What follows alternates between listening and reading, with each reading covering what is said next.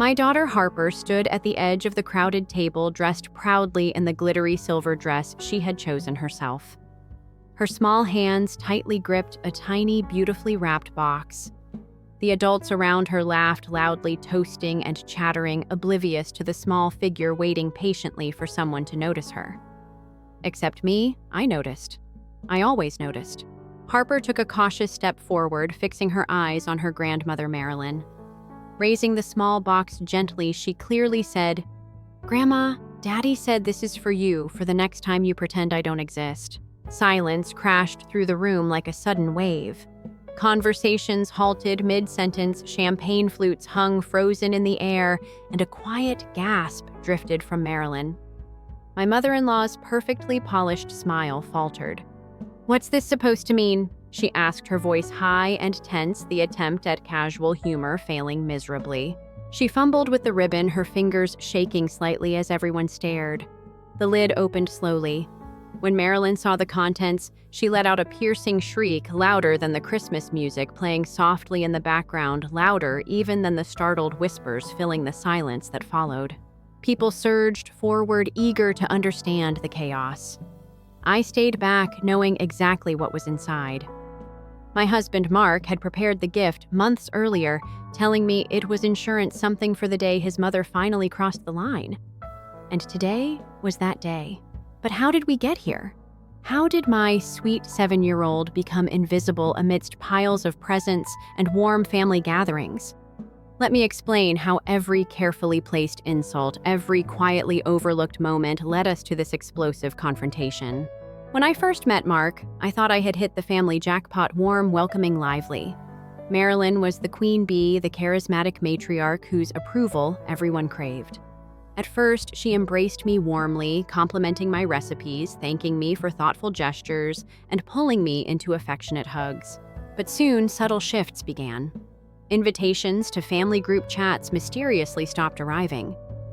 Marilyn's remarks grew pointed, always carefully disguised with smiles.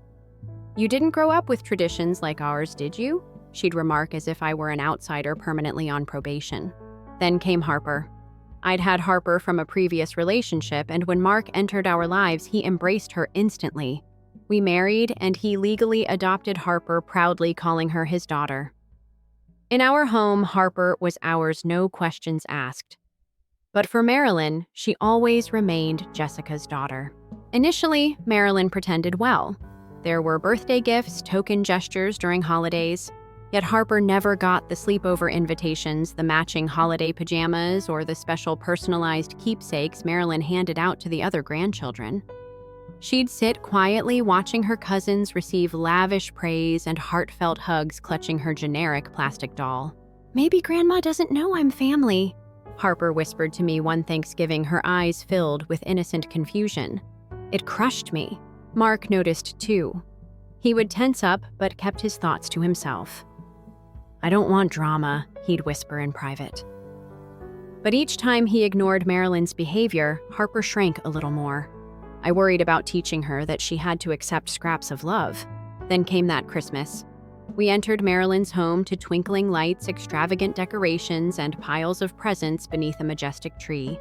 Harper proudly wore her silver dress, holding the tiny box she'd made for Marilyn in her art class, a hand-painted trinket box adorned with rhinestones carefully inscribed with Grandma. Marilyn hugged the other children, warmly distributing extravagant gifts, a tablet for Maddie, an envelope stuffed with cash for Ethan. To Harper, she offered a small lavender candle, smiling, "Didn't want you feeling totally left out." It stung like ice. I looked at Mark. His eyes flashed with quiet determination. This was the tipping point. We exchanged a silent understanding. He nodded subtly, signaling Harper, who still held the small box she had prepared months ago. We watched quietly as Harper approached Marilyn, lifted the box, and spoke those unforgettable words. Marilyn opened it, her scream slicing through years of carefully cultivated pretense. I knew the box contained a simple framed photograph, Mark smiling tenderly, holding Harper on her adoption day. The caption beneath boldly declaring, "My daughter, always."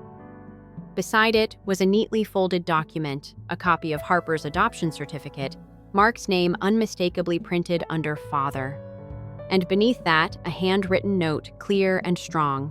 Mom, if you're reading this, it means you chose yet again to make Harper feel less.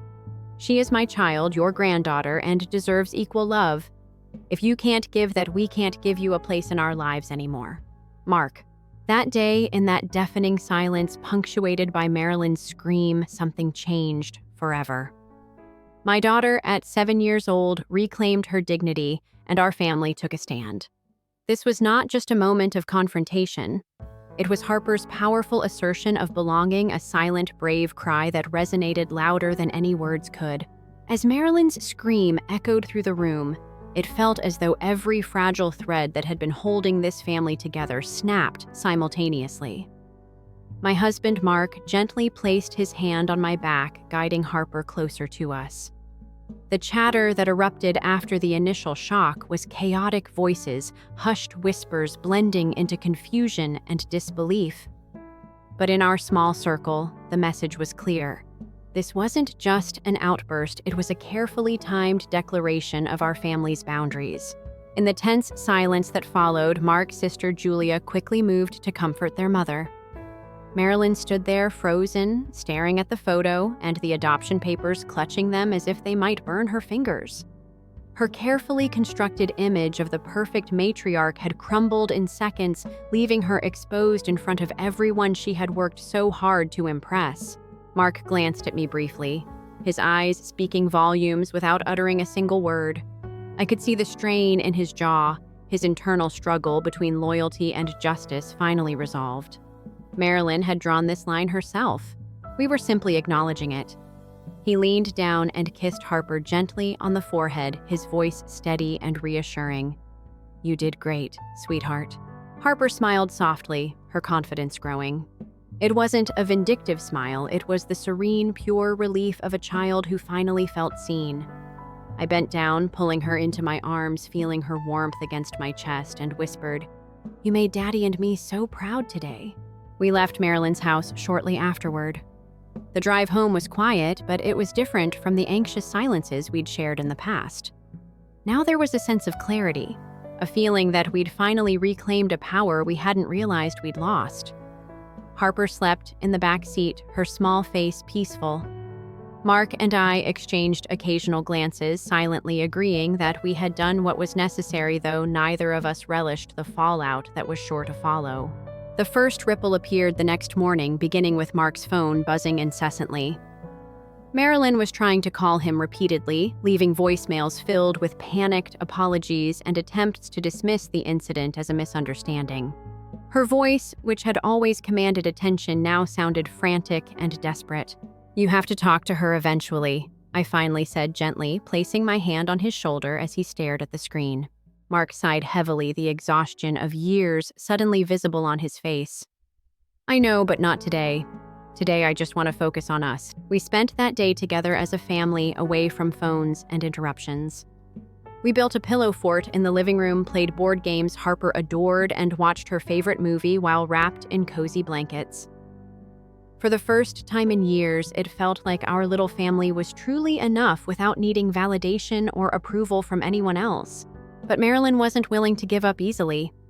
By the end of the week, her efforts escalated from frantic phone calls to emotional texts aimed at guilt-tripping Mark. "After everything I've done for you," read one message, "I deserve better than this." Mark didn't respond, choosing instead to preserve our peace by silencing his phone. Then came Julia's call, a different voice, a different tactic, yet clearly influenced by Marilyn.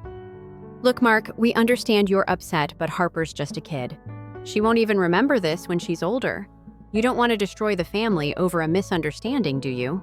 Mark's response was calm but firm. "This wasn't a misunderstanding, Julia. Harper might be young, but she's not blind. I won't let her grow up feeling less important because it's easier for everyone else to ignore the problem." Julia fell silent, perhaps sensing the immovable conviction in his words. That was the moment it became clear Mark wasn't merely drawing a boundary with his mother. He was redrawing the entire map of his family, redefining our place within it. In the weeks that followed, the family fallout became apparent. Marilyn's narrative quickly spread, painting us as overly dramatic, even petty, for making such a scene at Christmas. Rumors circled among extended relatives, some sympathetic, most siding with Marilyn because it was simply easier than confronting uncomfortable truths. But Mark and I stood firm, choosing not to engage. We knew our truth, and more importantly, Harper knew hers. At first, I worried Harper might feel the loss of her cousins, the absence of crowded family gatherings, or miss the few moments of genuine warmth that Marilyn occasionally offered. But to my surprise, Harper blossomed. The quiet, observant child who had once lingered hesitantly at the edges of family events now spoke louder, laughed more freely, and began showing a sense of self-assuredness I hadn't realized she'd been missing. Our house filled with her friends' laughter, and weekend activities turned into new traditions, simple, joyful moments that mattered because they belonged entirely to us. During one particularly calm evening, Mark leaned against the kitchen counter watching Harper play with a friend. His expression was peaceful, the weight he once carried visibly lighter. I was afraid for so long, he confessed, quietly afraid that if I stood up to Mom, we'd lose something important. But now I see clearly, everything important is right here. His words settled between us, gentle and honest. I stepped closer, intertwining my fingers with his, feeling a deep sense of gratitude for the painful but necessary journey that had brought us here. "We didn't lose family," Marco whispered softly. "We found it." He nodded, wrapping his arms around me as we watched Harper's carefree joy. In that moment, I understood fully that family wasn't defined by elaborate gifts or grand gatherings, nor by acceptance that came with conditions. Family was about the strength found in choosing each other, even and especially when those choices weren't easy. As Harper's laughter echoed down the hallway, filling our home with warmth, I felt a profound sense of peace. The hardest battles were behind us, and the road ahead promised a kind of happiness that no artificial smiles or shallow gestures could provide. We had chosen authenticity over appearances, courage over compliance, and truth over comfort. And now, finally, we were free to build the life we deserved together. Months rolled by, and we gradually settled into our new normal, a life defined by simpler joys and quieter routines. It wasn't always easy. Detaching from family meant adjusting to the quiet that followed, especially during holidays and birthdays that had once felt bustling and crowded. Yet despite these occasional twinges of nostalgia, our days were filled with genuine happiness, far more meaningful than the hollow celebrations we'd left behind. Harper thrived, her confidence blossoming in a way that reassured me daily that we'd made the right choice. During this period of calm, unexpected messages occasionally trickled in from relatives. Sometimes they were sympathetic, often they were judgmental, but Mark and I agreed early on to let these pass without response. Our silence wasn't weakness. It was a deliberate act, reinforcing our boundaries and refusing to fuel unnecessary drama. Eventually, the messages dwindled as people accepted our absence as permanent. One chilly spring evening, however, brought an unexpected visitor to our doorstep. Julia, her face pale and her expression clearly uncomfortable. Mark opened the door, surprised but calm. Julia hesitated before speaking, her voice uncertain yet sincere. "Can we talk just a few minutes?" I stepped aside, giving Mark space to decide. After a quiet pause, he nodded and invited her in. We sat around the dining table, tension hovering quietly between us. Julia fidgeted nervously, clearly unsure where to begin. "Mom's not doing well," she started softly. "She's different now. Withdrawn, distant, like something broke inside her after that day." Julia looked down at her hands, then added, "I'm not here to make excuses, Mark. I'm here because I've seen enough to finally understand." Mark listened patiently, his expression unreadable. "And what exactly is it you understand now, Julia?" She took a deep breath, choosing her words carefully. "I understand what we did to Harper was wrong. It was easy to pretend it wasn't happening, to convince ourselves that you two were just sensitive or exaggerating, but I see it clearly now. I watched how Mom ignored her, how she treated her differently. It took me far too long to realize that silence made me just as guilty." Her words resonated deeply, an honest acknowledgement we'd long hoped for but never expected to hear. Mark remained silent for a moment, considering his sister's words carefully. Eventually, he leaned forward, sincerity clear in his voice. "I'm glad you see it now, but recognizing it isn't enough. Harper deserves better. She deserves to know her family loves her without conditions." Julia nodded, quickly, tears gathering in her eyes. "I want a chance to prove that. Not just for Harper's sake, but for mine too. I don't want to be the kind of person who ignores what's right because it's easier." After she left, Mark and I discussed her visit at length. I had reservations, trust broken once was difficult to rebuild. But Mark, ever thoughtful, saw potential for healing. "Julia didn't have to come here," he said gently. "She didn't have to acknowledge anything. Maybe this is our chance to build something genuine, even if it's small." We agreed to start slowly. The next weekend, Julia visited again, bringing small, thoughtful gifts for Harper books she'd picked based on her interests and a puzzle they could do together. Harper approached her cautiously at first, but Julia patiently earned her trust through genuine attention. It felt hopeful, even though our wounds remained tender.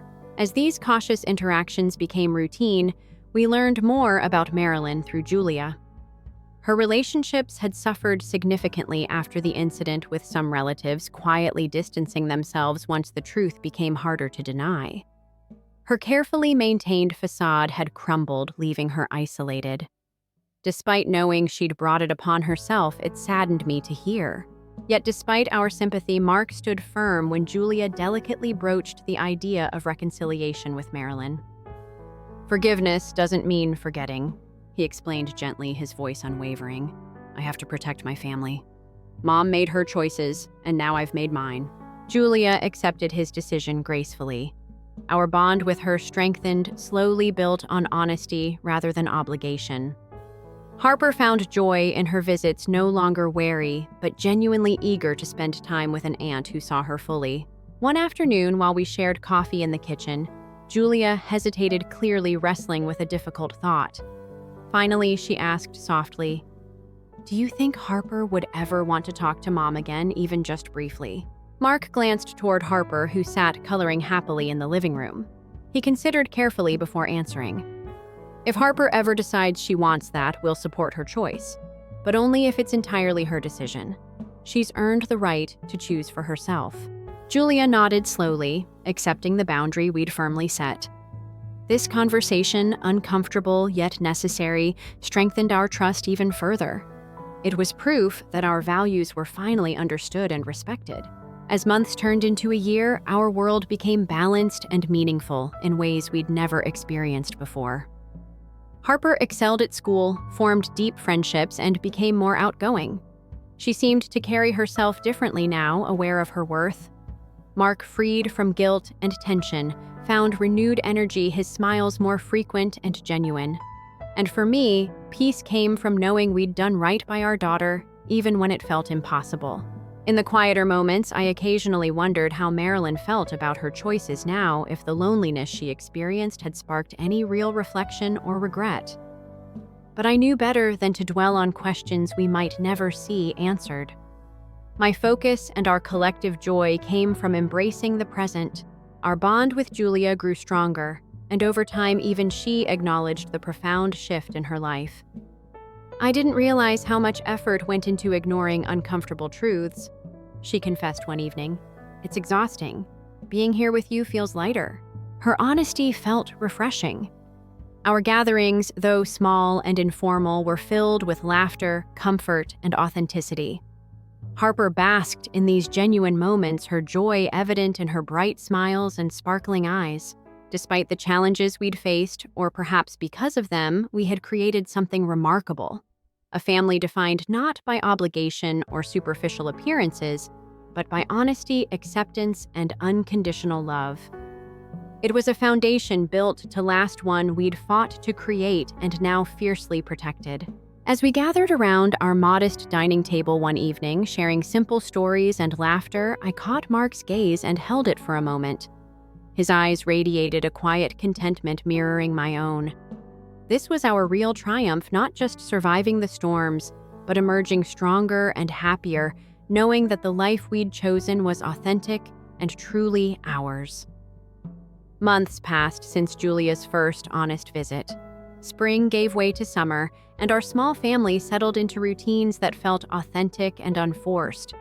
Yet beneath the peace, I sensed a tension building, an inevitable moment when Marilyn would try one last time to reclaim control. It happened on a warm Saturday afternoon when my phone buzzed with an unfamiliar number. I hesitated before answering, already bracing for the wave of emotion I knew would follow. "This is Marilyn." She began, her voice softer than I'd ever heard it, void of authority or warmth. I want to see Harper." Mark and I exchanged a glance while Harper chased fireflies in the yard. The invitation was clear. Marilyn planned a solo visit unaccompanied to our home. It felt like a trap, yet I understood why she'd chosen this path. She craved the appearance of reconciliation on her terms. "Where do you want to meet, Mark?" asked quietly, stepping beside me. Marilyn's request came swiftly. "Your place, tomorrow at noon." We talked it over after I ended the call. Mark's brow furrowed with concern. "She wants a private meeting," he said. "She'll try to charm Harper alone." I nodded, recalling how vulnerable 7-year-olds could be to sweetness after isolation. "We'll only agree if it's in our living room with both of us there, and only for 30 minutes. No gifts, no cameras, just words." Mark agreed. We called Marilyn back, stating our conditions firmly but politely. The next day, Marilyn arrived looking fragile in a pale sundress. Her makeup was minimal, her gaze hesitant. Harper peeked from the hallway, curiosity fluttering in her eyes. We guided Marilyn into the living room, seating her on the couch while Mark and I sat on either side. The room felt charged, every wall witness to years of unnoticed pain and carefully hidden contempt. Marilyn's hands trembled in her lap. She stared at Harper for a long moment before speaking. I've hurt you both terribly," she began, her voice cracking. "I treated you like you didn't belong. I didn't realize how deep my words cut, how much I hurt you." Her apology was genuine, the kind that emerges only when someone finally sees the damage they've caused. Harper sat between us, silent but attentive, her small fingers fiddling with the hem of her dress. I motioned for Marilyn to continue. She took a shaky breath. "Julia told me how empty I am without you all. I've lost more than I ever thought possible." She paused, then looked at Mark. "I understand if you never want to let me back in, but I need to ask forgiveness, not just for Harper, but for you, my son. I made choices I can't take back." Mark's expression softened, though a steeliness remained in his eyes. "Mom, forgiveness is complicated. It's not a switch I can flip." He turned to me and Harper, then back to Marilyn.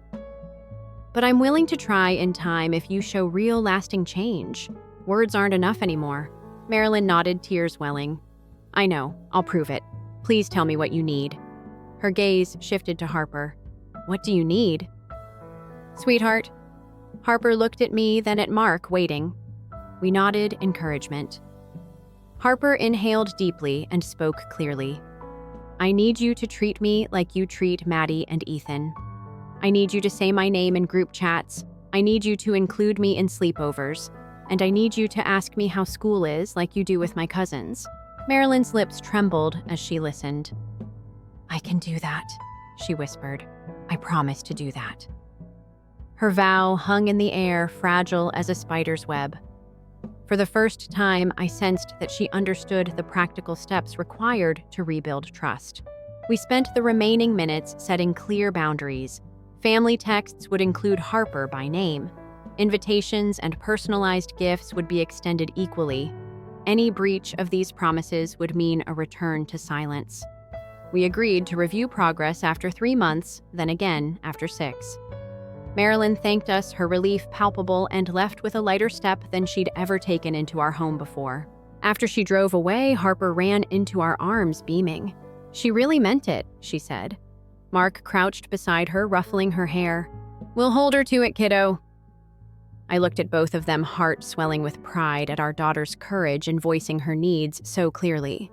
Over the next weeks, we saw signs of change. Marilyn's group texts included thoughtful check-ins. "Harper, how was your art project today?" She sent matching holiday pajamas to all 3 grandchildren and even asked Harper to pick a joint activity at the family cookout. At first, these gestures felt tentative, like steps taken on uncertain ground.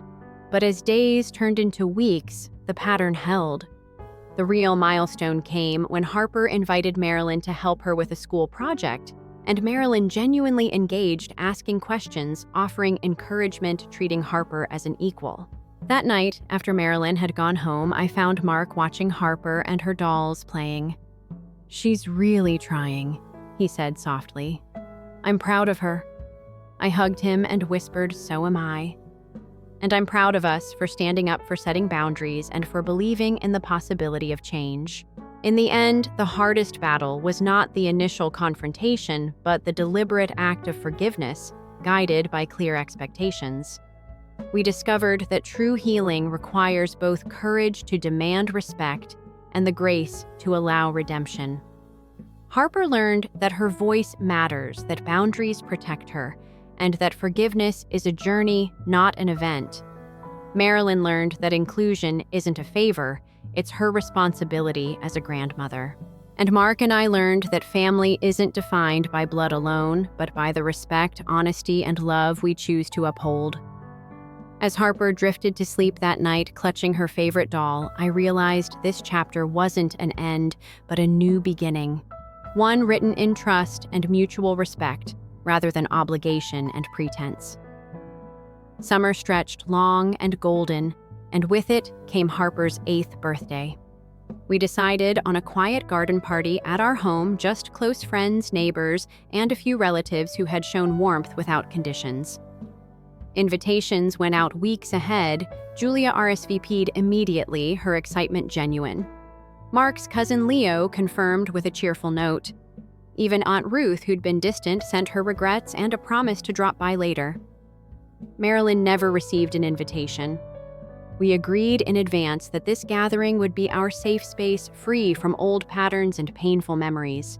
On the morning of the party, sunlight danced through the grapevine arbor as we hung lanterns and arranged picnic blankets on the lawn.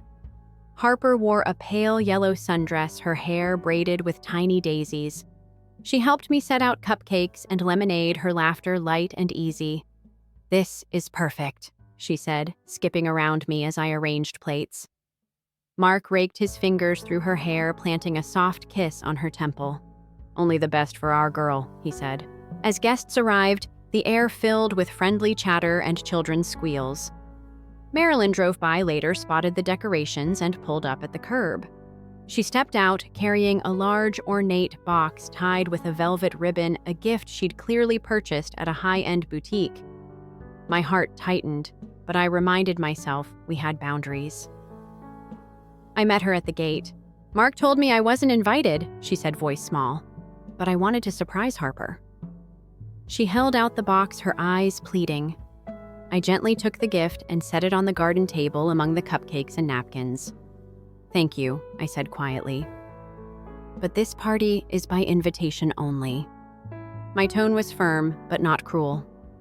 She looked wounded, clutching the ribbon. "I just wanted to be part of her day," she whispered. I nodded, empathy rising. "She'll open gifts from people she chose today," I explained. "You'll see Harper soon." Marilyn lingered a moment, then turned and left without another word. My chest ached, but I returned to our guests, determined to protect the peaceful bubble we'd created. Later, amid laughter and the pop of a piñata, Harper blew out her candles. She opened gifts books from Julia, a soccer ball from Leo, a handcrafted bracelet from a neighbor. Each present carried a kind note addressed specifically to her. When she lifted the last ribbon, she paused. "I think Grandma sent something," she murmured, nodding toward the untouched box on the table. Without hesitation, she picked it up, glanced at me, and said, "Can I open it?" "Open it?" I knelt beside her. "It's your choice, honey." Harper undid the velvet bow and lifted the lid. Inside lay a single silver locket engraved with a floral pattern. As she held it to the sunlight, the chain caught the breeze, glinting. She looked puzzled. "It's pretty," she said softly. There was no note, no explanation, just the locket and an empty space beneath it. Mark and I exchanged glances. No apology, no recognition of her birth date, no acknowledgement of the promise to include her equally. It stung. "You don't like it?" I asked gently. Harper shook her head. "It feels lonely." Her words cut deeper than any scream. That night, after the guests had gone and Harper slept with the locket clasped around her neck, Mark and I sat on the porch swing, the locket's silver sheen still heavy in my thoughts. "She broke her promise again," Mark said, voice low but unwavering. "She sent a gift, but forgot the apology note, forgot to use Harper's name in the card, forgot to match the other kids." I leaned against him. "We said we'd enforce our boundaries." Mark nodded, then reached into his pocket and pulled out a small red box, the one he'd prepared months ago but hadn't yet used. "I think it's time," he whispered. The next morning, we invited Marilyn for tea, no games, no other guests. She arrived hopeful, yet wary. Mark greeted her and led her to the kitchen table where I sat with both the red box and the locket side by side. Marilyn's face lit up at the sight of the locket. "Harper must love this," she said, her tone bright. Mark slid the red box across the table. "Harper has something for you too," he said evenly. Marilyn blinked, confusion flickering. She opened the red box to find a single photograph Harper and me at the hospital the day she was born, tears of joy in my eyes. Harper's tiny hand gripping my thumb. Beneath it lay a note in Harper's careful handwriting. "Grandma, I wanted you to remember when I mattered first." Marilyn stiffened, her breath catching. "You sent that?" she asked, softly. Harper's words had cut to the core. Mark unfolded another slip of paper, a chart listing every instance Marilyn had excluded Harper: missed birthdays, forgotten sleepovers, absent poems she'd never read. The chart was factual, precise, and heartbreaking. "We promised you a chance," Mark said, voice controlled. "But boundaries have consequences." Tears rolled down Marilyn's cheeks as she saw the weight of her actions laid bare. She reached for the locket and the photo, clutching them both. "I'm so sorry," she whispered, voice breaking. "I've been so blind." Mark and I watched, hearts heavy yet resolute. This was the execution of our promise, not punishment in anger, but a clear demonstration that words and small tokens alone couldn't erase years of neglect. The tears Marilyn shed felt real, her regret raw. After a long moment, I spoke gently. "We'll consider rebuilding trust, but it starts with acknowledging every hurt you caused." Marilyn nodded, racked with sobs. "I see it now," she sobbed. "I'll spend every day proving it." We held each other at the sink as the morning light filtered in, the locket's glimmer, and the photo a reminder of what mattered most. For Harper's sake, and for the fragile hope of genuine reconciliation, we'd drawn the line once more and stood by it. This moment wasn't about revenge. It was about enforcing respect and showing that promises without follow-through had real costs. In that quiet kitchen, surrounded by the gentle hush of waking birds, I realized our family had finally found the strength to demand true inclusion and the willingness to enact the consequences when love had been withheld. The path ahead promised more challenges, but we knew we had the courage and clarity to walk it together.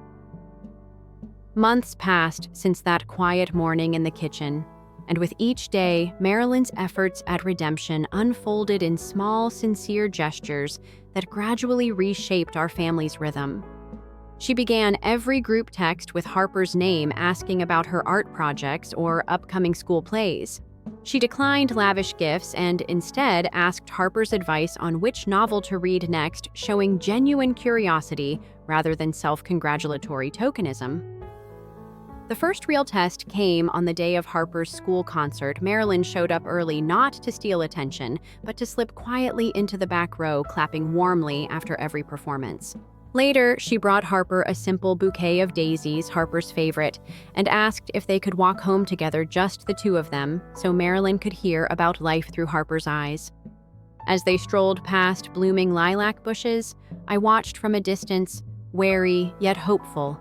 as Marilyn listened with compassion, occasionally laughing at Harper's jokes and offering gentle encouragement.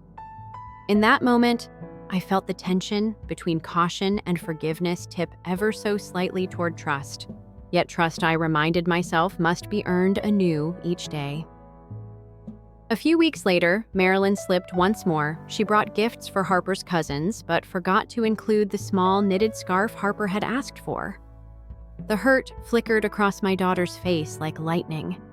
I intervened gently, reminding Marilyn that equal consideration mattered.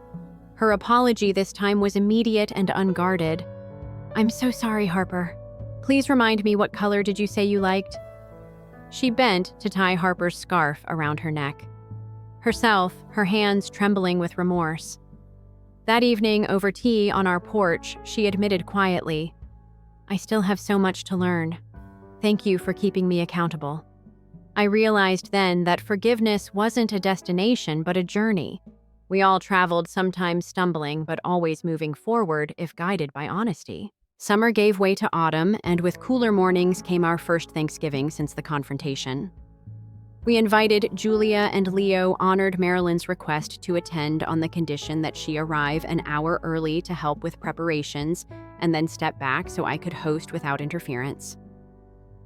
At 2 p.m., as sweet potato casseroles and pies were carried in, Marilyn stood at the doorway carrying a stack of mixing bowls, an old ritual of hers, but instead of commanding the kitchen, she offered, "Where would you like me, Lisa?"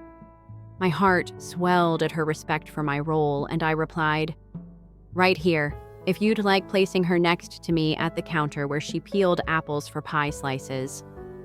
Together, we worked side by side, the warmth between us genuine and unforced, the lingering shadows of past hurts receding into the aroma of cinnamon and roasting turkey. Later, seated around our modest table, laughter rose easily.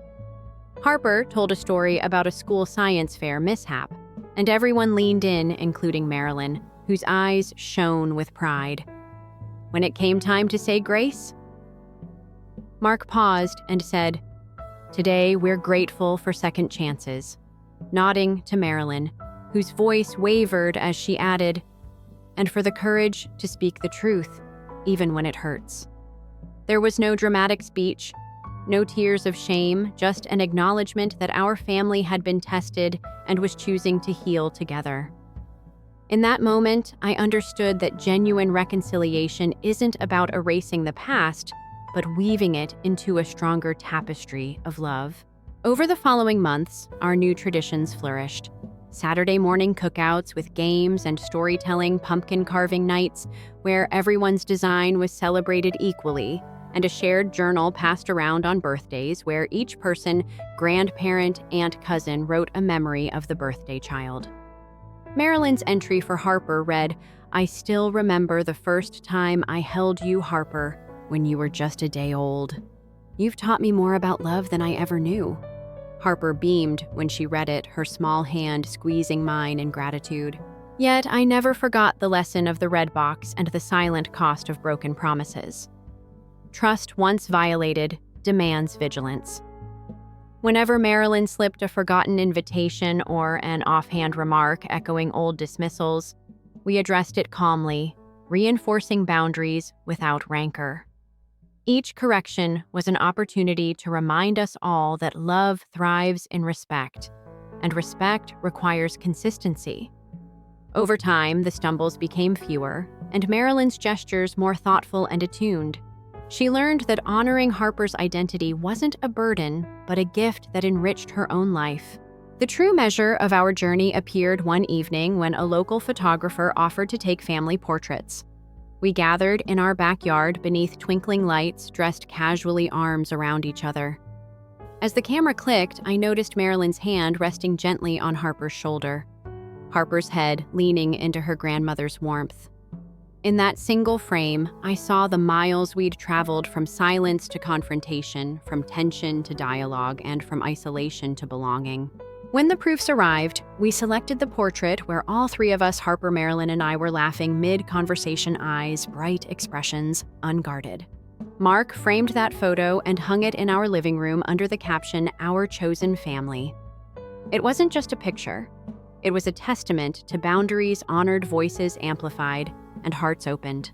As winter's hush settled in, we understood that our story wouldn't end with a final chapter, but would continue to be written in daily kindness, clear communication, and mutual respect.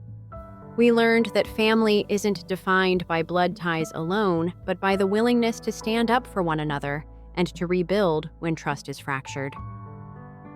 Harper now moves through the world with a quiet confidence rooted in having her dignity affirmed and her tears heard.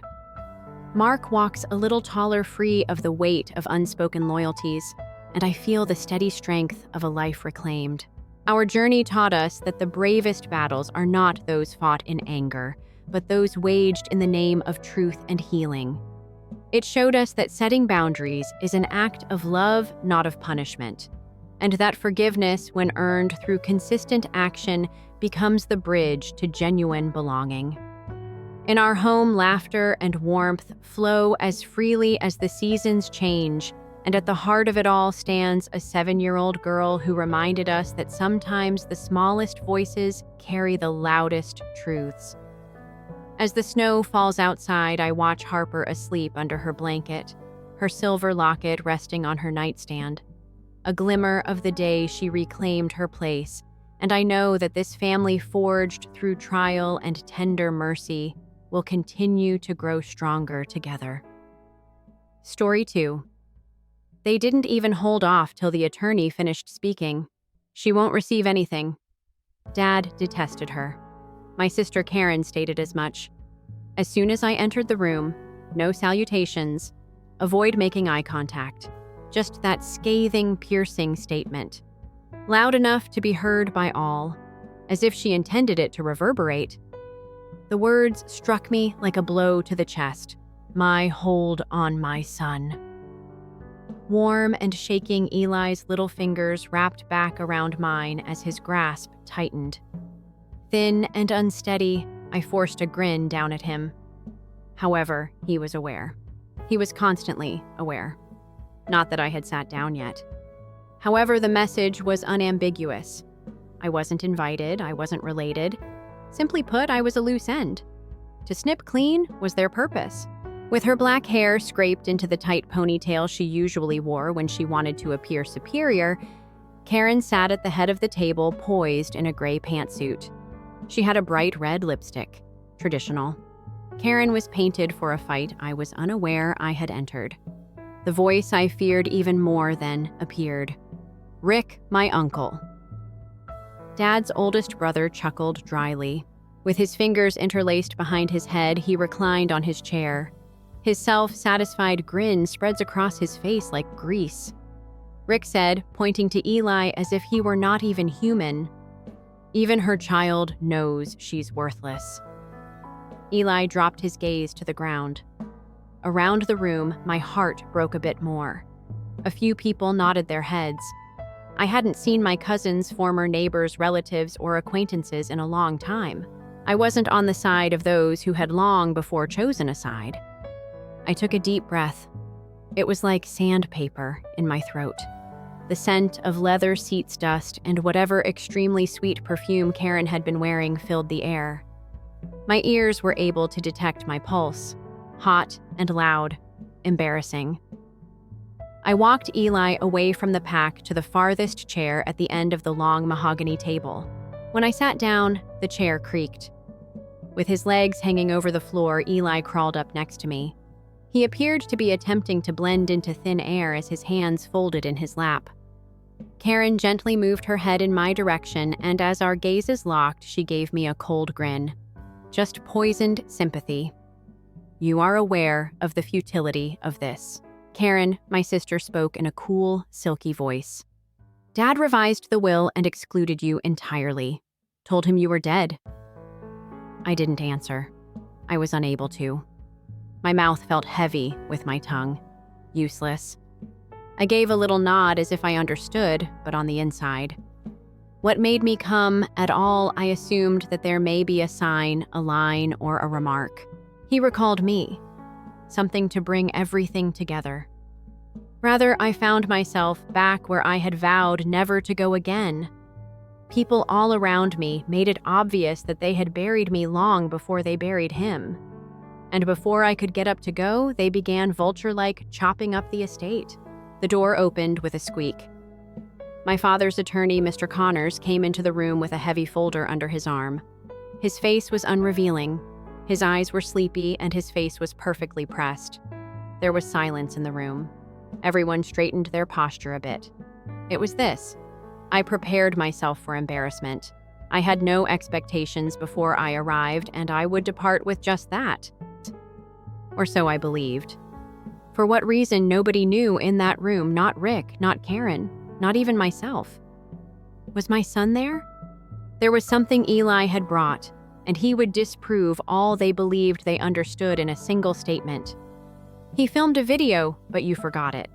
I hadn't been in a space like this with my family in 8 years.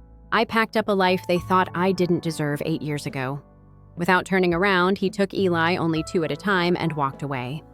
I had to do it not because I wanted to, because there was never a word spoken to my father Charles, or yelling, because every family get-together was like smiling for the camera while barefooting over glass.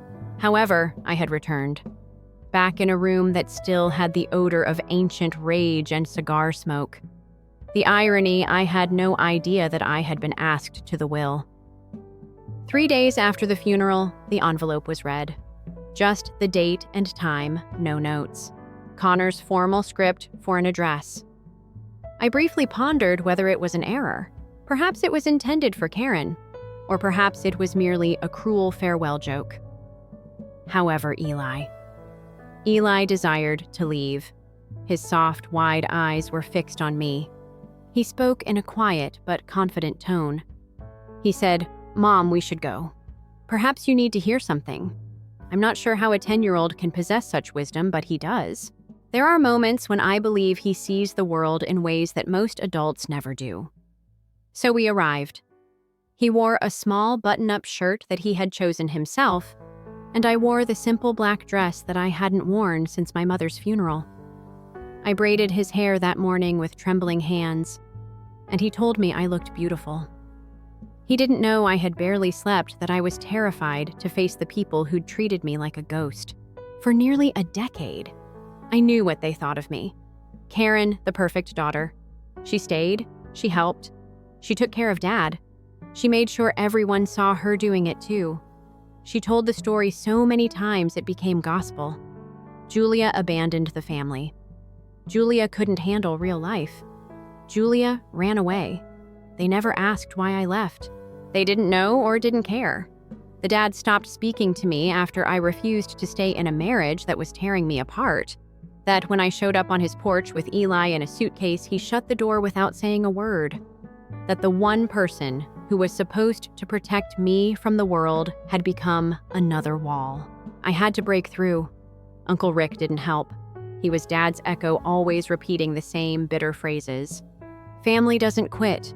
Blood is loyalty. Don't come back crying. And Karen.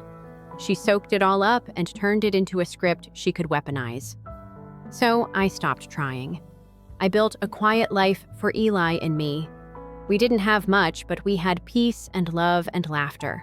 Still, part of me held on to the smallest, most fragile hope that maybe in the end, Dad had seen something, regretted something, left something behind. Maybe that's why I opened the envelope, why I showed up.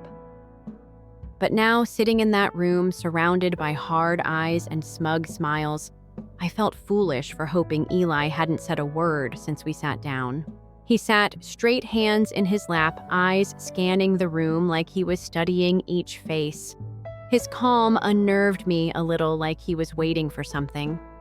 And then Mr. Connors cleared his throat and opened the folder. I leaned back in my chair and whispered to myself, just get through this. Don't let them see you break. But Eli, he was sitting on something bigger than grief. And before this was over, he'd prove he was the only one in the room truly listening to my father. Mr. Connors cleared his throat again, the way lawyers do when they want the room's attention without actually asking for it. He adjusted his glasses, flipped open the folder, and began reading the will like it was just another Tuesday. I barely heard the first few lines. Generic legal stuff, estate definitions, executor declarations. My mind was spinning not with what he was saying, but with what I knew was coming. He wouldn't say my name. I was sure of it. Still, every time he paused to turn a page, I held my breath, like maybe, just maybe, the next words would be different. Maybe he'd surprise me. But now it was all the usual suspects to my daughter Karen. I leave the primary residence and all its contents. Karen's face didn't move, but I could feel her satisfaction, like perfume wafting across the table. She glanced sideways at her husband Neil, who gave her a smug little nod like they were already planning renovations. To my brother Rick, the lake property, and all remaining shares in the family business. With his arms crossed and his chin up like a king looking over his new realm, Rick reclined even more in his chair. I saw him gently bite down on the cigar after sliding it back between his teeth, as if he had already won something from my nephew Paul, the collection of vintage cars. When I was 9 years old, Paul, my cousin, locked me out of my own room just to see me cry. I bit the inside of my cheek to prevent my face from breaking Paul. Tears were hot and stinging as they gathered behind my eyes. I didn't let them fall, though. I have yet to be mentioned. No footnote at all. The line I had been dreading then appeared. As previously stated, a portion of this estate will not be given to my daughter Julia. It was there, easy, final, similar to a door that closes. It was as if someone had punched me in the chest. Beneath the table, Eli's fingers found mine. My hands were clenched in my lap, but I was completely unaware of it. Before I drifted too far, his touch anchored me and brought me back. Behind my eyes, I could feel my heartbeat. It burned my skin. The whispers followed, low but deliberate. The softest scarf was released by Karen. "Told you," she spoke softly to Neil. Uncle Rick shook his head as if everything had been expected. "To leave her own father is a sign of a certain type of person." He spoke more loudly than he had to. Little was said by the others, the cousins, or the so-called family friends. They were equally silent. I gazed down at the table's wood grain. The spiraling and twisting lines were almost mesmerizing. Compared to their faces, that was easier to look at. Inside my head, I could hear the hollow, flat sound of my own voice. What brought me here? What made me believe he would remember me? Then Eli shifted. He sat up straighter and released my hand. Before I could see the change, I could feel it. Like a tiny blade, his voice sliced through the tension. Unshakable, but soft. "He filmed a video, but you forgot it." The room went cold. Karen blinked. Rick pivoted. Mr. Connors hesitated. The pen remains above the page. I looked over at Eli. My mind is flooded with confusion. Which video? Eli wasn't looking at me when I asked, hardly raising my voice above a whisper. He was staring straight ahead. Steady? Sure. A tiny white envelope, slightly crumpled but tightly sealed, came out of his backpack. Dad's handwriting for the lawyer was underneath my name, which was on the front. Only if things become ugly. Eli had figured it out before me. Then, for the first time in the day, I sensed a change in the room's equilibrium. As if it were radioactive, I gazed at the envelope in my son Eli's hands. So calmly, he held it, like it wasn't the most dangerous object in the room. But my eyes were locked on the handwriting across the front, sharp all caps. Unmistakable. My father's for the lawyer, only if things become ugly. Well, it had gotten ugly. I could barely find my voice. Eli, where did you get that? He looked up at me, his expression soft but steady. Grandpa gave it to me a while ago. He told me to keep it safe. My heart stuttered. He gave it to you. He nodded. The day we visited him. Just me and him. You were at work. I blinked hard, trying to pull memory into focus. I remembered that day Eli had asked if he could go with my neighbor to drop off something at Dad's. It was the first time I'd let him go without me. I had no idea they even spoke.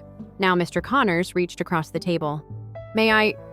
He asked gently, and Eli handed the envelope over without hesitation. The entire room leaned in. Karen was squinting like she couldn't make sense of it. Rick shifted in his seat, no longer slouched. For once, nobody had anything to say. The envelope made a quiet, tearing sound as Connors opened it. Inside was a USB drive. Small, black. Ordinary. But my pulse kicked like it was a grenade. Connors furrowed his brow and pulled a note from the envelope to another page in my father's handwriting. His eyes scanned it, and for the first time since he walked into the room, his composure cracked just slightly. But I saw it. He didn't speak right away. He just nodded slowly, like something unspoken had been confirmed. Everyone. Connor said, his voice quieter now. There is a video message from Charles Thomas recorded before the final version of this will. It was sealed with instructions to be played only if this situation became contentious. His eyes flicked to Karen, then Rick. They both shifted in their chairs. Karen scoffed. This is ridiculous. He didn't say anything about a video. Uncle Rick leaned forward, voice harder now. We don't know what's even on that thing. Could be fake. Connors raised a hand. It's time-stamped, authenticated. I recognize the handwriting and signature, and per his instructions, I'm legally bound to play it. He plugged the USB into a sleek black laptop sitting on the desk beside him. The screen flickered to life, the logo dissolving into a black frame with a single word play. The air in the room changed. No one spoke. No one moved.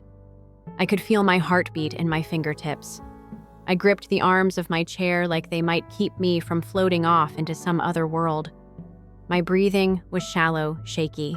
Why would Dad leave a video? Why do Eli?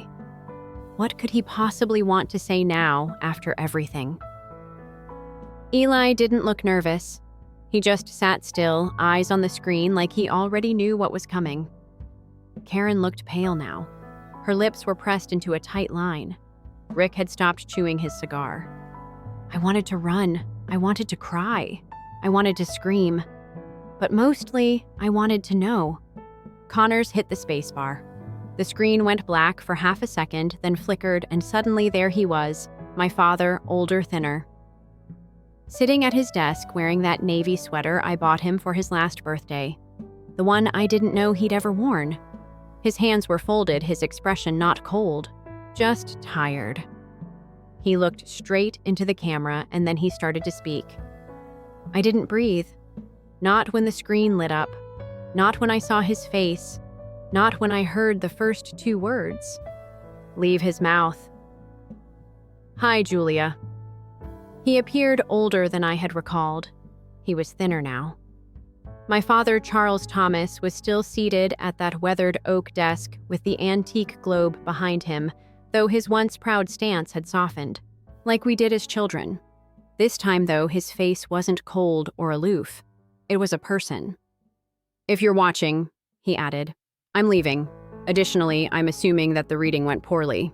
His fingers twitched as he clasped his hands in front of him. A slight nervousness. I was forced to. I didn't think you and the family would get along. I am aware of their opinions of you. Hell, I am aware of my remarks regarding you. He swallowed and looked down. I was also mistaken. My throat tightened with breath. My fingernails sunk into my chair's armrest. I couldn't take my eyes off Eli as he looked up at me. Karen told me, and I believed it.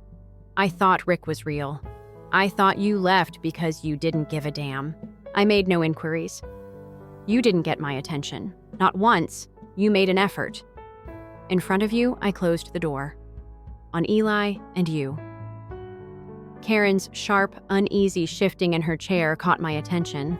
I kept my eyes off of her. I was unable to. Dad's voice broke. Almost. I believed pride was a prerequisite for strength, that it was betrayal to walk away. But power, strength is emerging. It's for your child's protection. You also did that. What I couldn't do, you did. His eyes were sparkling. My own vision became blurry. One day, Eli dropped by and I met him. Only the two of us. That child. When I asked him about you, he merely said, without saying much else, the safest place on earth is my mom. I put my hand to my mouth. Julia, I lost you. Now I see that. I couldn't stop being right long enough to love you the way you needed, which is why I lost my daughter. However, I will not allow my final act to drive you away once more. He stared directly into the camera after clearing his throat. Steady. I therefore modified the will.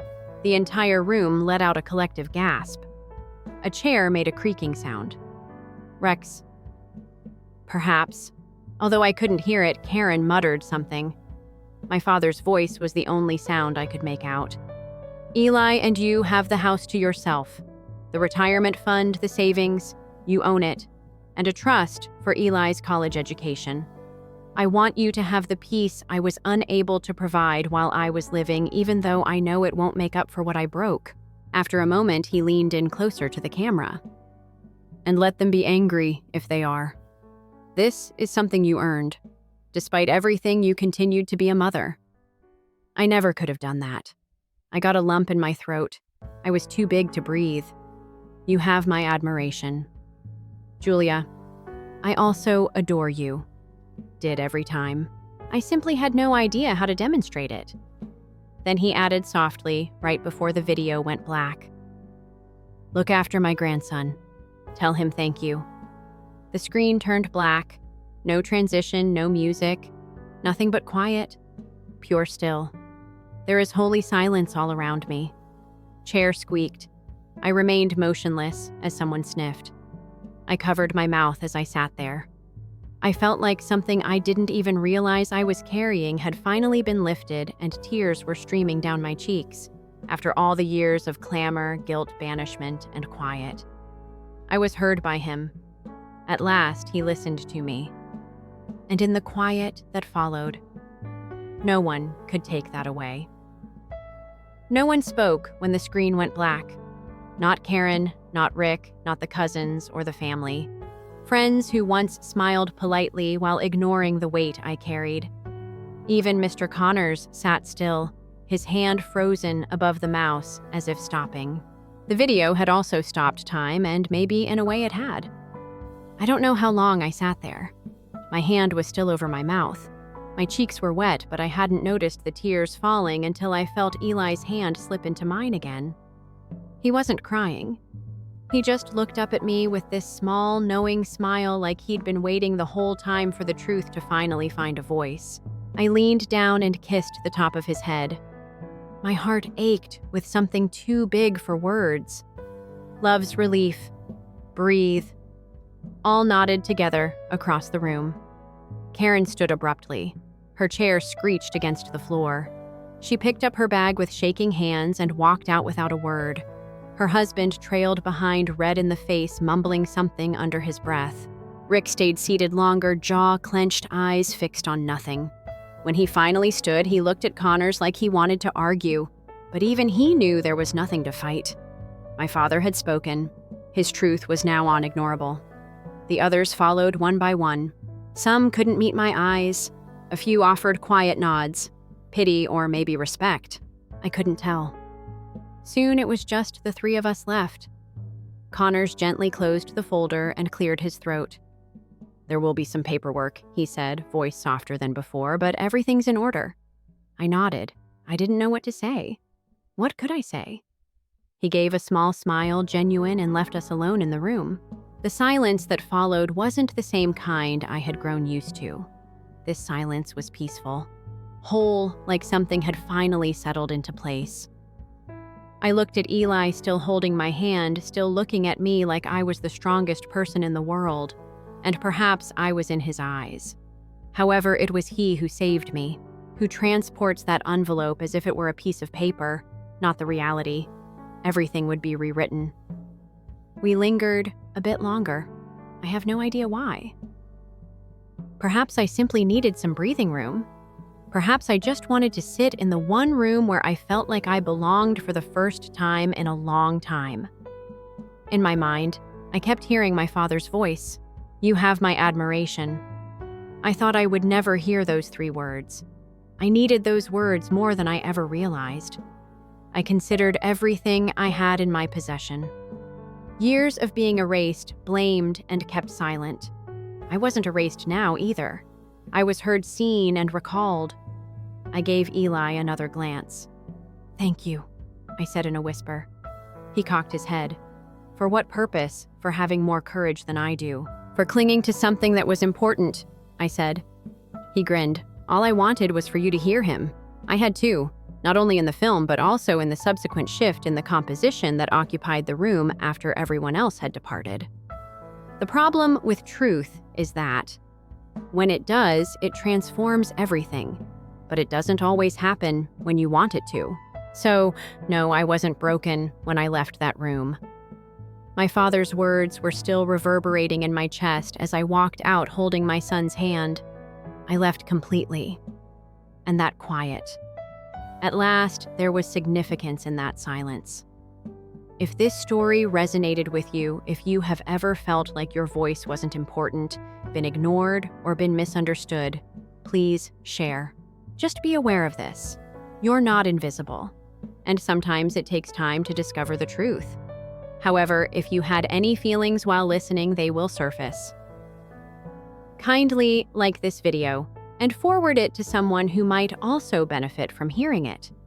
Only when you assist those in need of travel do stories like these get to them. And this is the kind of story you want if you want more genuine, unvarnished, and heartfelt tales. Remember to sign up for the channel.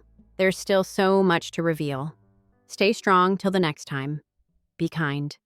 And never forget that your voice counts. Story 3. I never imagined that champagne and silk could be used to cover humiliation. Wearing the only formal dress I owned, I was sitting in the third row at my younger sister's wedding, doing my best to fit in with a crowd of people who all seemed too perfect and polished. Wearing a small suit that I had to stretch 2 paychecks for my son Luca sat next to me, swinging his legs beneath the table. He appeared incredibly proud to be present. He believed that today would restore our sense of belonging to the family. Perhaps. I also hope so. Vivian. Like a movie star, my sister glided through the day. That was her energy. Lovely and endearing. Everyone loves it. In particular, our mom. The compliments went to her. I understood the analogies. She was the center of attention. I became adept at living in the background. Nevertheless, I arrived. When they kissed, I clapped and grinned. When people asked, I spoke in a steady tone. "You are the older sister too. Your child doesn't appear to be 8 years old." The speeches followed. First up was the best friend of the groom. A few mildly amusing tales, laughter, and light. Then Vivian took over. I was hoping for something sentimental. It has to do with love. Perhaps. It has to do with growing up together. I was so excited that I even lifted my glass. I ought to have been more aware. She smiled across the room as she raised her crystal flute. "I appreciate everyone's attendance." She started to glow. "Having you here means the world." Naturally, I also want to mention something noteworthy about my older sister, Alora. I smiled at Luca as I turned to face him. For a brief moment, I thought she was going to say something nice as he looked up at me with excitement. Vivian continued. "Ella has served as a great example. She is a strong, independent single mother who is obviously unwelcome by others." Laughter broke out in the room. I felt sick to my stomach. She continued to smile as if it were the most endearing joke she had ever told. But I thought I misheard her. While some guests appeared perplexed, the majority laughed more. As though it were all in good humor, they clinked their glasses. I had no idea where to search. In my ears, my heart thumped. "Mama," Luca whispered, pulling at my sleeve. "Why did she say that about you?" Without missing a beat, my mother added loudly from her table before I could respond. Despite being a used item, she still has a nice appearance for her age. This time the laughter was sharper. It was the kind of skin-piercing laughter. The kind that informs you that people now perceive you differently. Not as a visitor, as family no, as amusement, as shame and sympathy. I was immobile. I couldn't breathe. My face burned. But I refused to let the tears fall. Not in front of my son. Not in front of them.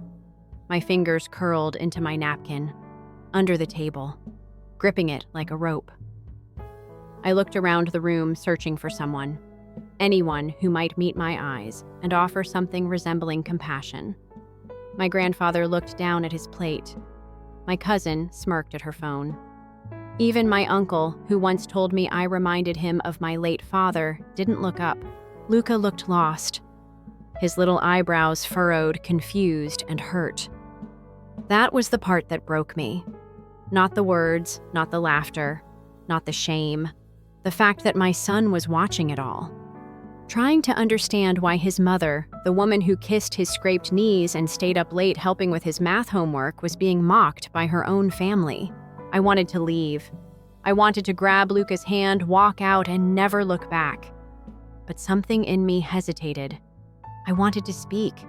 I wanted to defend myself, to tell them they didn't know half of what I've carried, what I've survived. But my mouth was dry. My legs were trembling under the table. Then before I could move, I heard a chair scrape back. Callum the groom. Vivian's perfect, polished fiancé stood up slowly.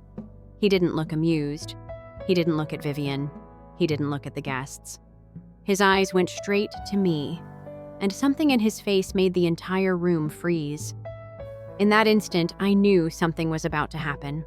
Not a rescue, not a fight, a reckoning. People often think being the older sibling means you lead the way that you're looked up to. But in our family, I was more of a warning than a role model. I'm Alora. I'm 34, a single mom, and the black sheep of the family. I live in a small 2-bedroom apartment on the edge of town with my son Luca. He's 8, the best thing that ever happened to me, and the only reason I ever walk back into rooms that once made me feel small. I work 2 jobs. Mornings at a local cafe, nights at a front desk for a small hotel. Life isn't glamorous, but it's mine. I make Luca pancakes on Saturdays. I know how to sew patches into his jeans, and he tells me I'm his superhero. That's all I need to keep going. But being a single mom in my family meant I was the one who failed. My mother, Judith, made sure I felt it at every holiday dinner. She believes in appearances. That's why she tells people Vivian's wedding is a second chance for the family name. Vivian is 5 years younger than me. She's beautiful, successful, always had everything handed to her and always knew how to make it look like she earned it. She's the golden child. Judith adores her. If Vivian sneezed, our mother would bless her with a silk handkerchief. If I got sick, she told me to take vitamins and stop being dramatic. When I got pregnant with Luca, everything changed. I was 25, newly in love with a man who swore he'd stand by me. By month 5, he vanished. No explanation. Just gone. My family didn't ask questions. They didn't offer help. They gave me silence, judgment. And I told you so. But I had Luca. And when I held him for the first time, every cruel word they ever said became white noise. Still deep down, I hoped they'd eventually see me. Not just as a single mom, but as someone worth loving. Maybe that's why when I got Vivian's wedding invitation, I said yes. Even though I wasn't part of the bridal party, even though my name was spelled wrong on the RSVP card, even though I had to rent my dress and do my own hair in the bathroom mirror while Luca practiced smiling in his little tie. I told myself it was foreclosure, that maybe, just maybe, this was my family's way of extending a quiet olive branch. The venue was beautiful. White roses everywhere, gold-accented tableware, a string quartet playing in the distance. Vivian looked like she belonged in a bridal magazine. She was all smiles and sparkle, basking in every compliment and camera flash. When she passed me, her smile faltered. "You made it," she said, like she hadn't expected me to. She looked down at Luca and added, "He's getting big." No hug, no warmth, just small talk. Then back to the spotlight. Judith didn't acknowledge me at all. She walked past me like I was one of the servers. But Luca was glowing. He thought the chandelier looked like a spaceship. He whispered that Vivian looked like a princess. And when I saw how happy he was just being there, I decided to stay for the reception. Even though I could feel that familiar ache of not belonging settle in my chest, I found our table. Table 9, near the back by the restrooms. I laughed to myself. Adapting. We consumed our salads. When Luca got chocolate mousse on his tie, I helped him straighten it out. When my name was whispered over clinking glasses, I tried not to listen and avoided making eye contact with my mother. After the speeches began, I understood that the focus of the evening would not be forgiveness or family harmony. Vivian was going to have another opportunity to shine, and she was going to make fun of me. It began as most speeches at weddings do. Warm, sweet, and slightly over-practiced. With impeccable posture, Vivian rose to her feet, a champagne flute in her newly manicured hands. The room fell silent in anticipation as her dress glistened in the reception lights. She paused just long enough for everyone to calm down before smiling. "I'd like to thank everyone for coming," she started.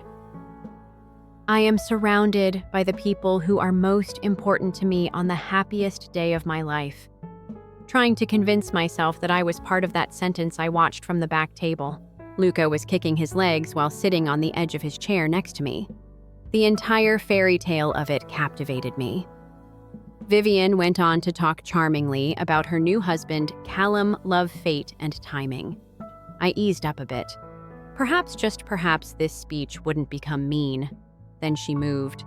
"And of course," she said, smiling mischievously, "I would like to acknowledge my older sister, Alora.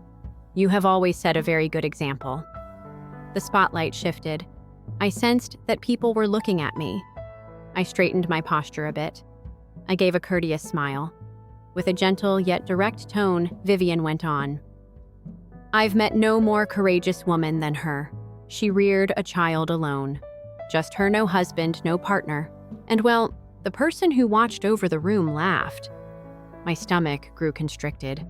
But really, she continued, "It's amazing how she's handled being a single mother who isn't wanted by anyone but still shows up." Laughter, huge, unadulterated laughter. The breath escaped my body. My cheeks became red. Around the napkin in my lap, my hands froze. I gave Luca a quick look. He was frowning and looking around as if he was trying to figure out why people were making fun of his mother. The worst part followed. No one laughed more than my mother, Judith. She added just loud enough to be heard as she leaned over her table companions. Despite being a used item, she still shines nicely. One more round of laughter, the kind that made no effort to conceal its brutality. For an instant, my vision became blurry. It had the sensation of a slap. But I hadn't been touched. Around me, everyone laughed as if it were commonplace. As if it were okay to make fun of a woman who had dedicated almost 10 years of her life to providing a dignified and loving home for her son. As if being by myself diminished me. I glanced at Luca below. He was no longer smiling. He whispered as he leaned in close to me. What was the reason behind her statement? What is she trying to say? I wanted to respond, but I was at a loss for words. I couldn't keep him safe right now. I was unable to protect him from our family's perception of me. Pain like that is difficult to conceal. My heart pounded. I searched the room for a way out, for someone who could take over. Someone who could say enough. However, nobody did. A few individuals appeared uneasy, but they remained silent. They simply gazed at their phones, plates, and glasses. Grandpa Norman avoided looking at me even though as a child he used to call me his little lion. He was present, but he wasn't with me at that time. Once more, I was by myself. The problem is that if it had been just me, I could have accepted it. I've put up with that kind of treatment for years. I could have smiled. Taken Luca by the hand and left quietly with my head held high. But seeing the confusion in my son's eyes, seeing him trying to understand why the people clapping and toasting were suddenly laughing at his mother, it cracked something open in me. I didn't stand to make a scene or because I knew what I was going to say. All I had to do was leave that room. I had to breathe. They were giving me shame, and I needed to breathe without choking. I pushed my chair back, my hands trembling, and then from the head table another chair scraped against the floor. Callum the groom stood up. He looked pale. His jaw was tight. He took the microphone from Vivian without asking. The room went silent. It was like the temperature dropped. No more laughter, no more whispers, just this stillness. And I knew whatever came next wasn't part of the plan. Callum stood with one hand still resting on the table and the other clutching the microphone. His eyes were locked on me. Not on Vivian, not on Judith, not on the laughing crowd, but on me. For a second, I thought maybe he'd make another joke. Smooth things over. Say something charming to diffuse the tension. That's what people usually do in my family. Brush it under the rug, pretend it didn't happen, call it humor, call it tradition. But that's not what he did. He didn't smile. He didn't laugh. His face was tight with something I couldn't quite read. Anger, maybe, but deeper, like disappointment mixed with disbelief. Before he could speak, I pushed my chair in and reached for Luca's hand. I was ready to leave quietly with grace. I wasn't going to give them the satisfaction of seeing me cry or break. I'd done it before I could do it again. But as I turned to step away, Callum's voice rang out low, firm, calm. "Elora, don't go." That stopped me. Everyone turned toward him. Whispers swept the tables like a breeze through dry leaves. Vivian stiffened. Judith narrowed her eyes. The DJ reached toward the volume controls but stopped when Callum raised a hand. He didn't look at anyone but me. "I can't pretend I'm okay with what just happened," he said. "I won't stand up here and let that kind of cruelty pass." His comedy. The room held its breath. Callum stepped out from behind the table and slowly walked forward. He wasn't rushing. Every step seemed deliberate, like he was pushing through the weight of the room. He stopped near our table. Me, Luca, the now cold salad plates, and looked directly at the guests. "I've heard a lot about family over the past year while planning this wedding," he said, about appearances. Custom, loyalty. But what I just saw wasn't family. That was mockery, dressed up as celebration. The crowd shifted uncomfortably. Some people glanced at Judith. Others stared at their drinks, but no one spoke. He turned to Vivian. "You mocked your sister for being a single mother for raising a child without help. You laughed. Even worse, you forced her son to witness it." Vivian's mouth opened, but nothing came out. Callum didn't hold off until she responded. She was placed in that position even though she didn't ask to be there. "She arrived today. She took a seat at the rear." She grinned. "She came to see your special day with her son. And you made a joke out of that." It was the smallest Vivian I had ever seen. Callum looked around the room once more. Elora did not defend herself by standing here. She made no appeal for pity. No stage was ever necessary for her.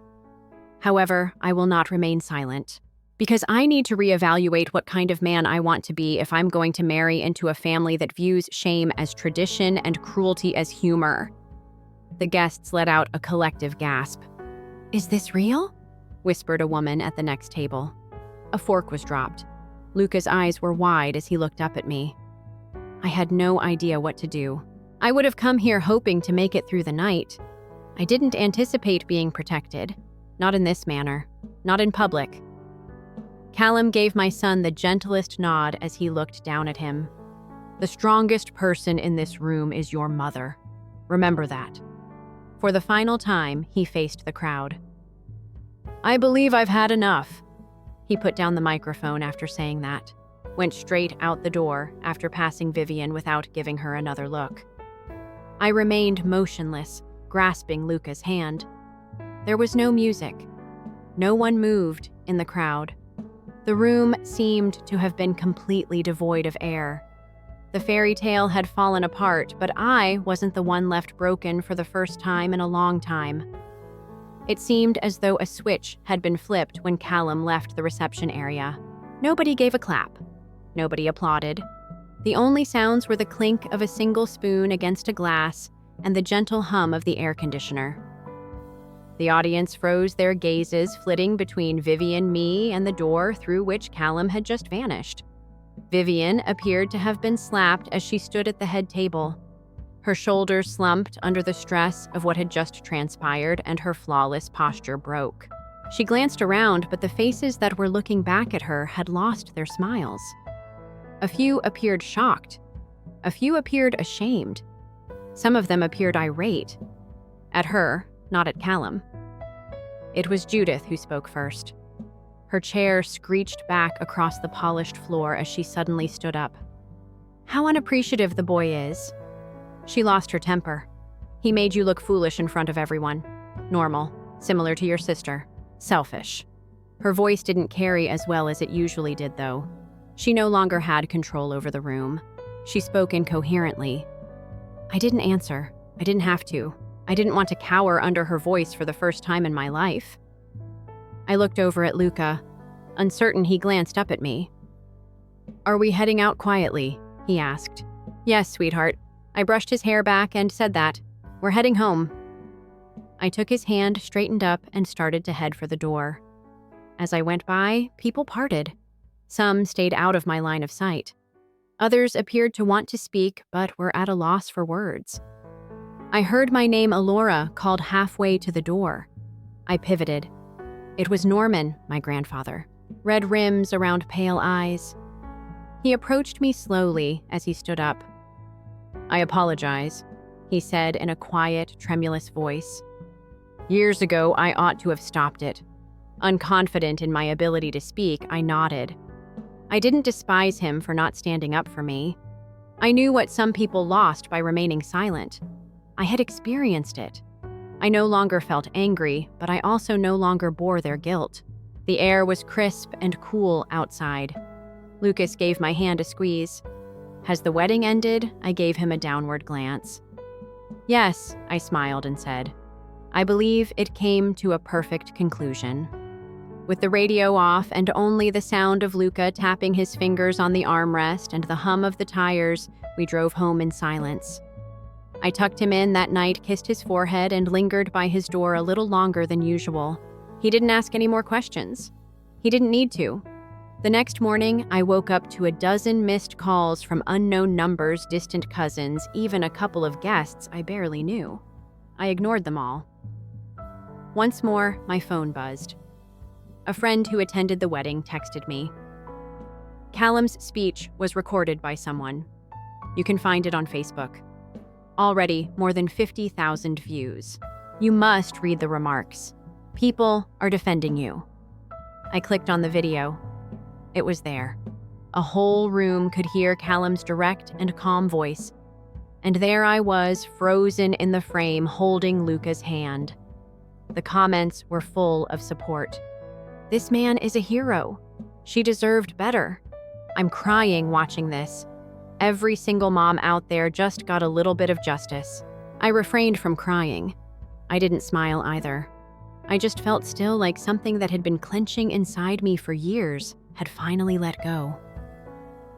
That week, Vivian tried to spin the story. She said Callum overreacted, that it was just a joke. The people were too sensitive, but the truth had already landed and no one was laughing anymore. A few days later, a small bouquet of wildflowers showed up at my apartment. No, just a little card that read to the lioness. I didn't need to ask who it was from. The wedding didn't happen, but something more important did. For once, I wasn't the one carrying the shame. I wasn't the one who had to apologize. I walked out of that room with my son, my dignity, and my head held high. And somewhere out there, someone reminded a room full of people and maybe the whole internet what it really means to be strong. It's been 6 months since the wedding. That never happened. Vivian and Callum officially called off the engagement. There was no statement, no drama, no follow-up post. Just a quiet erasure of what was supposed to be a perfect day. Vivian returned to her social circle like nothing had happened. The pictures from that night disappeared from her feed. She hasn't reached out to me. I'm not sure I expected her to. Judith called once, not to apologize, but to say I had embarrassed the family by not laughing along. I listened for exactly 30s, then told her something I never thought I'd have the strength to say. I'm not your scapegoat anymore. I hung up after that. It wasn't angry. There was no drama. It was straightforward and clean. Final. After everything I realized. I didn't require a heartfelt apology from my relatives. They didn't have to change or see my value overnight. To see it in myself, I simply had to quit waiting for their approval. It took some time for my life to change. I continue to put in a lot of hours at work. Luca wants pancakes, and I want something green, so sometimes I still make 2 dinners. However, I now present myself in a different way. Years of silent shame have not hunched me down. I no longer hide in the back of rooms. Luca has also changed. He is now asking more questions, intelligent ones.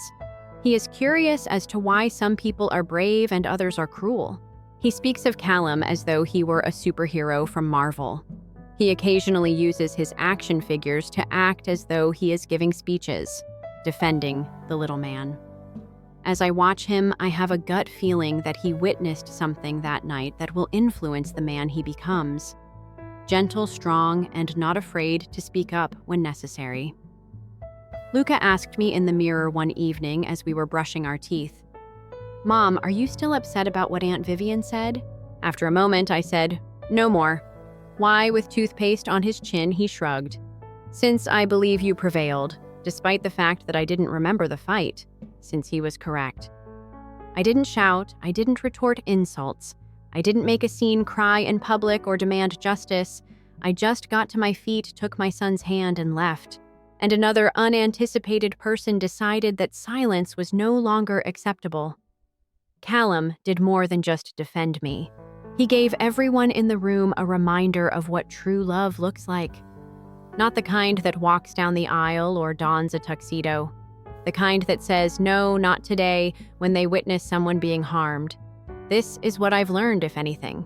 You're not unwelcome just because you're alone. Kindness is not a sign of weakness. Furthermore, once you regain your dignity, it cannot be taken away from you. I didn't dance at my sister's wedding for that reason. I didn't throw a bouquet, make a toast, or shed a tear of joy beneath the fairy lights. However, I did leave with more than just approval. Head held high, I walked out with my son at my side, and the quiet, profound confidence that I don't have to justify myself to anyone anymore. That was the unexpected conclusion, and just the one I was due. If you were moved by this story.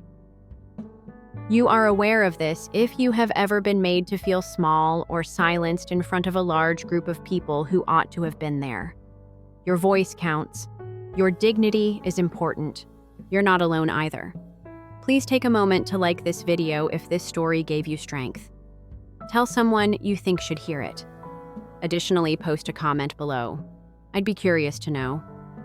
Have you ever been in a situation where you had to defend yourself or where someone finally stood up for you and for more real-life tales that pierce the heart? Defy assumptions and remind us of what it is to be human. To ensure you don't miss what's next, hit the notification bell and subscribe to the channel. I appreciate you being here.